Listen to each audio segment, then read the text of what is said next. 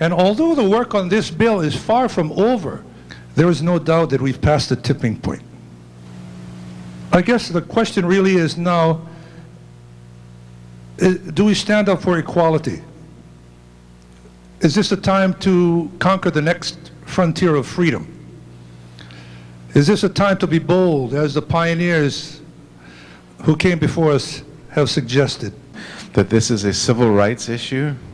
It's exactly analogous to the hard-fought rights to vote and to marry in the past, regardless of race or gender.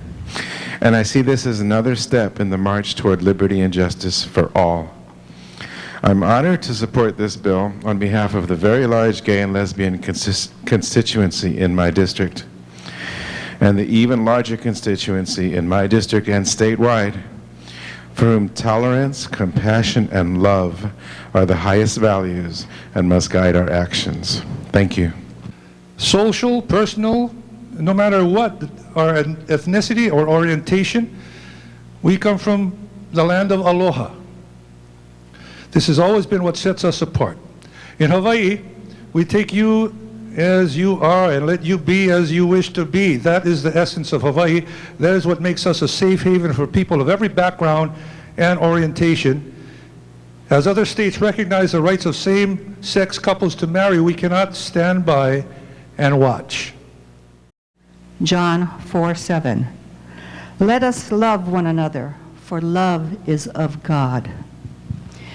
It is not enough to say you care and love someone without also caring about their well-being and their happiness.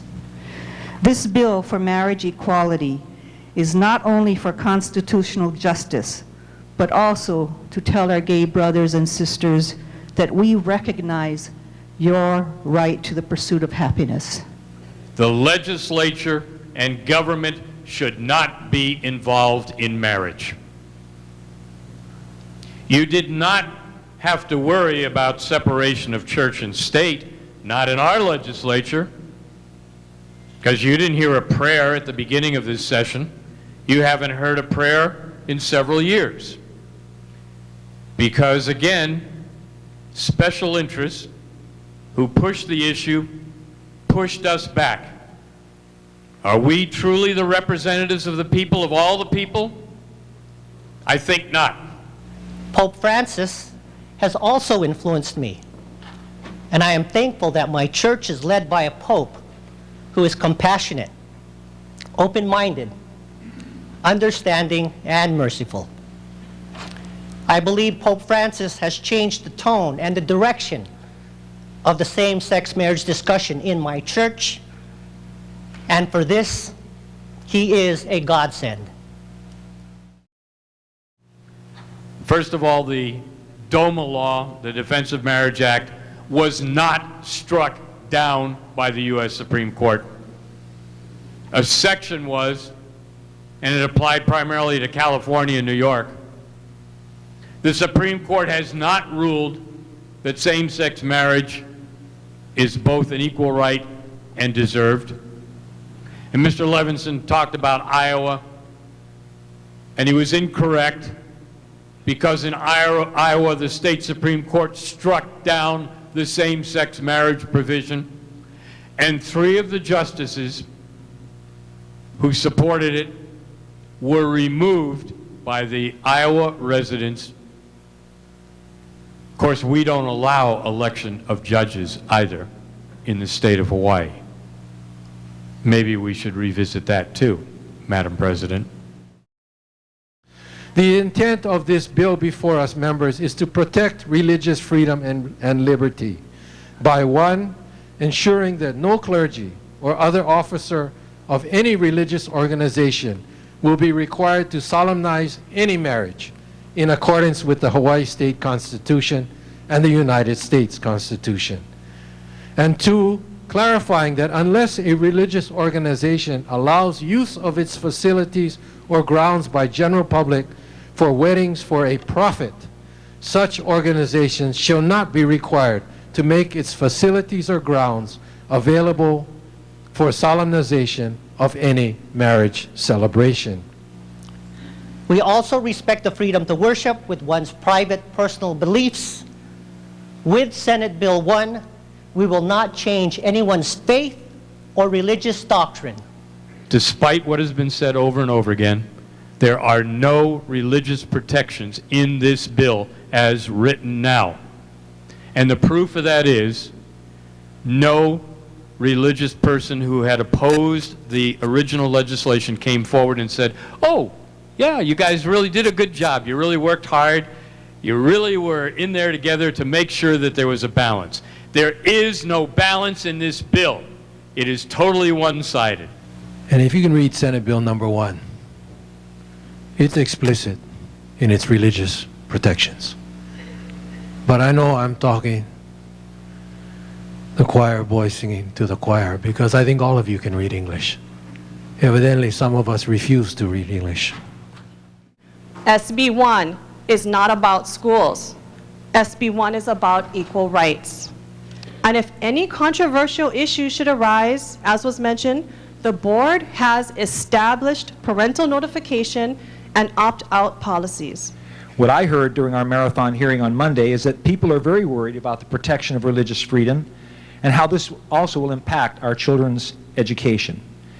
And although I acknowledge the assurances from the senator from Kailua and senator from Waipahu about opt-out provisions in DOE policy, for our taxpayer-funded public schools, people should not have to worry about their kids being taught that homosexual relations are normal and natural. The parents or legal guardians may also, on their own volition, write a letter to the school administrators or teacher to have their child excluded from specific lessons or activity. If such a letter is received, the student must be provided with an alternative learning activity. The parents or legal guardians have an obligation to notify the school administrator or teacher prior to the lesson, and I say prior to the lesson or activity. So I know there was a number of comments made by parents who came to these hearings, stated that they were afraid that the department would teach what they believed, things that were counter to what they believed.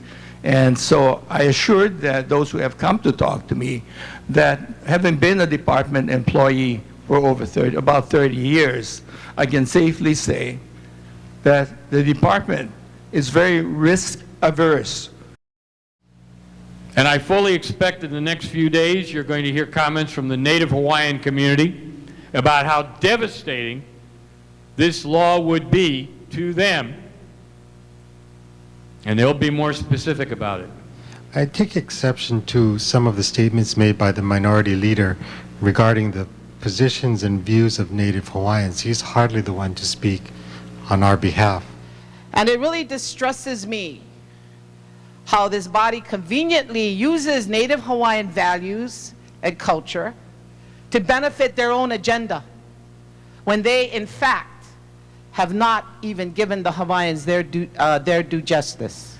I ask you to expand the meaning of the word aloha to truly include everyone, regardless of his or her race, his or her color, his or her creed, or his or her sexual orientation.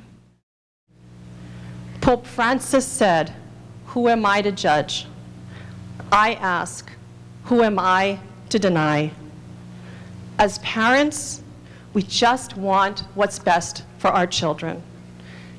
And as we get older, we hope they will be able to find a partner in life that loves and protects them as fiercely as we do, is loyal and kind, and will care for them if we are no longer physically there to do so.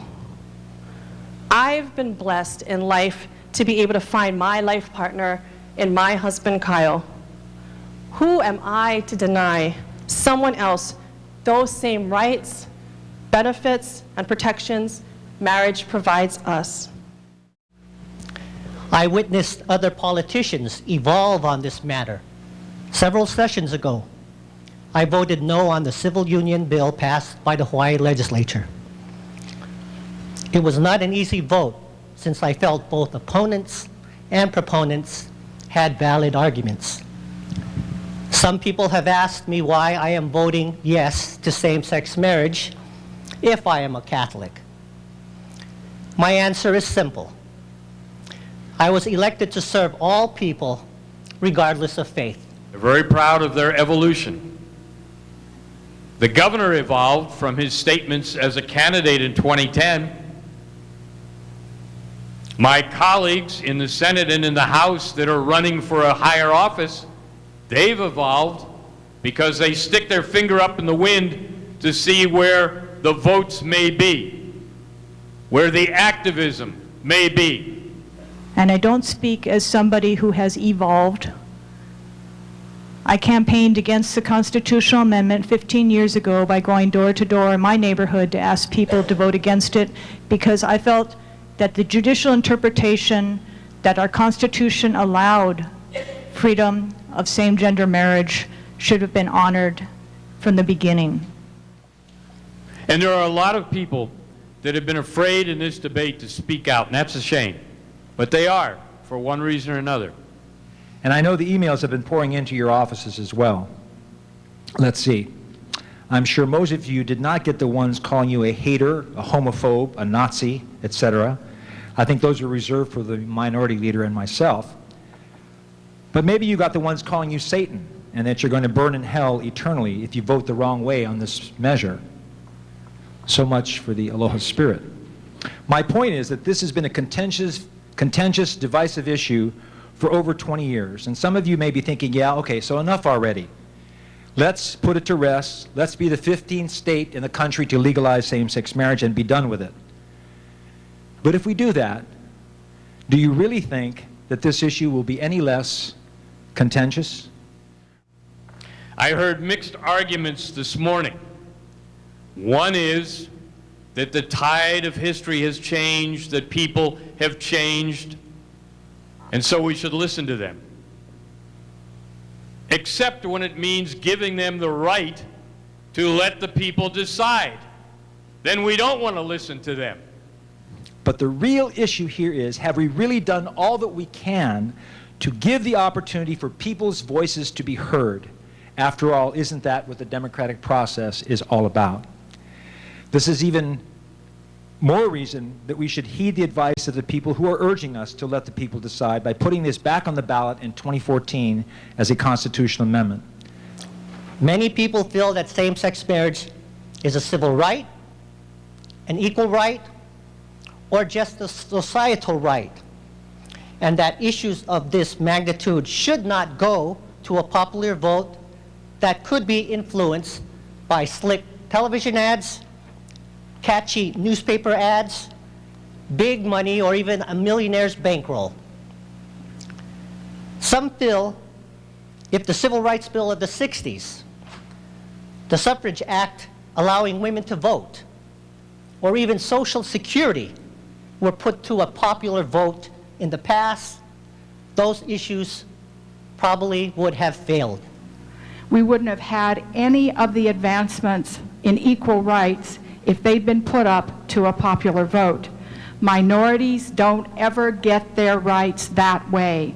And that, to me, is one of the fundamental reasons that we need to continue to move Senate Bill 1 forward.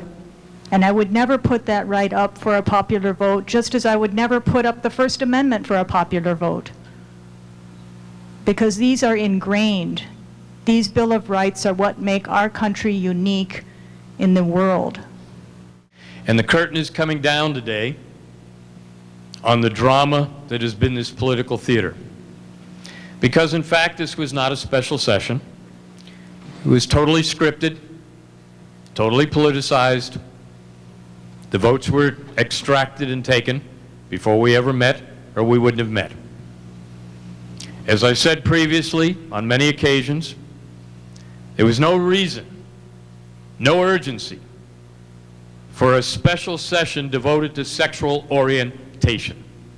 And why are we trying to cram an issue of this magnitude into a short special session? As Senator Ige mentioned, it was imposed. We did not decide to be here on our own. This was imposed upon us. We all saw the thousands of people that showed up on Monday to lend their voices on both sides of the issue, but we unfortunately didn't give the same opportunity to the people on the neighbor islands. What about that farmer in Kaunakakai who couldn't afford the airfare to come to Oahu to testify? What about the mother of 3 in Poipu, who feels so strongly about expressing her point of view at the public hearing, whether for or against, but again could not afford the plane fare and the babysitters? There have been a lot of work that went into this that the public do not see. As it was said earlier, this was not the call of the legislature. The governor has called us into this special session. It required a lot of work over the past 7 weeks, working together with the House, with staff. I want to thank all the support staff that have helped to make the process a little bit easier. And while nothing is perfect, I commend this body for the process that we have been through. And with that, Madam Clerk, please call the roll. Senator Baker? Aye. Senator Chun Oakland? Aye. Senator Dela Cruz? Senator English? Aye. Senator Espero? Yes to love and equality. Senator Gabbard? No. Senator Galataria? Senator Green? Senator He? Yes.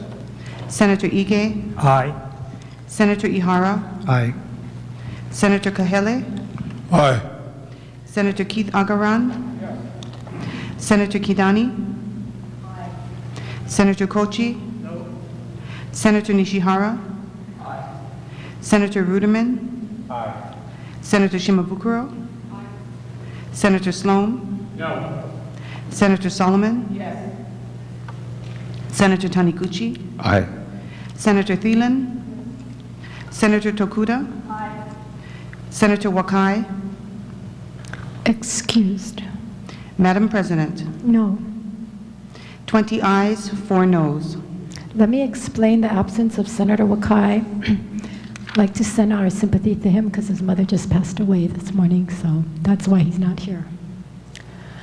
With that, Madam Clerk. Oh, I'm sorry. Madam, We have 20 ayes, 4 noes, and 1 excuse. Senate Bill 1 passes third reading.